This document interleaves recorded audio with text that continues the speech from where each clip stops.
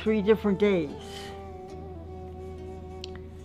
And then one night I was ready to retire when with the doorbell rang and my twin said, "Your daughter's here." And I says, "My daughter? Which one?" And she said, "Lou." So anyway, I went to greet her and came back, and I saw her, she was all covered differently.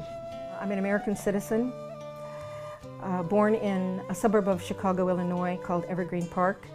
And both of my parents were born in Chicago, Illinois. My mother's side of the family was Roman Catholic, my father's side Protestant. I had mentioned to my daughter, "Oh,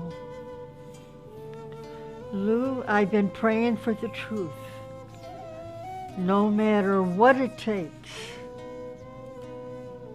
And I said this 3 different times.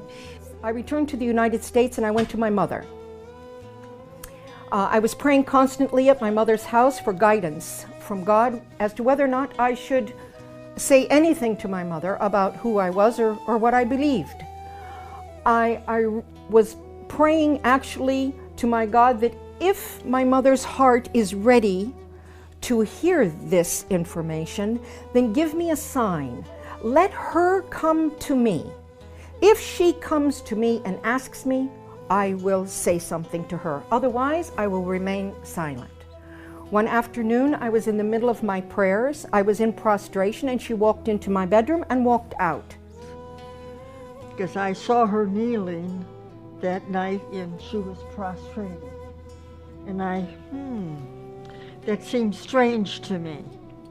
At 7 o'clock in the morning, my mother came to me, waking me up from sleep and asking me 2 specific questions. She said, "I'm so sorry to disturb you, but I just have to ask you 2 things." And I said, "Well, go ahead, Mom, what is it?" And she said to me, "Are you still a Christian? And what do you think about what the Christians teach regarding the Trinity? That God is 3 and 1 and 1 and 3. My response to my mother at that moment was, "Tonight, when your sister goes to sleep, I will be happy to sit with you and to explain to you who I am and why I am who I am." And after my sister went to sleep, and she would share. So at 12 o'clock that night, my mother's sister went to sleep, and Mom and I gathered around a small table in a breakfast nook of the kitchen. On top of the table, I had the Quran, the Bible, and my own personal study, handwritten study notebook. We sat and had a discussion for 2 hours, going back to our original beliefs and progressing through what we've always been taught, both in the Catholic Church, in the Protestant churches. And then I introduced Islam to my mother, the Quran, and the Prophet Muhammad sallallahu alaihi wasallam. When we both completed this discussion, it was exactly 2 hours later, 2 o'clock in the morning. And my mother reached over on the table. I picked up the Quran and held it to my face and kissed it. I stated, "Why hasn't anyone told us about this? Why hasn't anyone told us about this?" Noor taught me how to pray, how to wash before prayer, how to perform the correct body movements for ritual prayer, and encourage her to memorize the opening chapter or surah of the Quran, which is called the opening in Arabic, al-Fatiha, and to memorize this in English. In English and some in Arabic.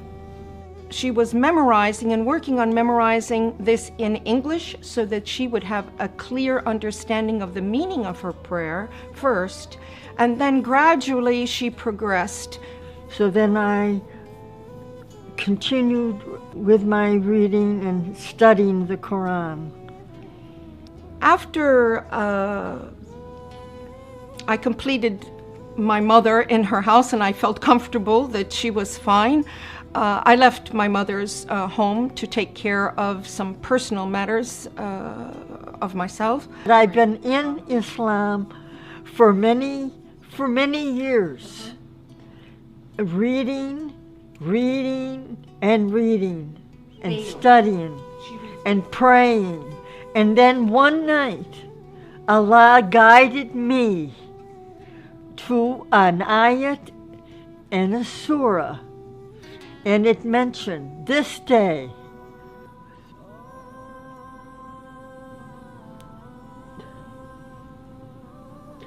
I have perfected your religion. اليوم أكملت لكم دينكم وأتممت عليكم نعمتي. اليوم أكملت لكم دينكم وأتممت عليكم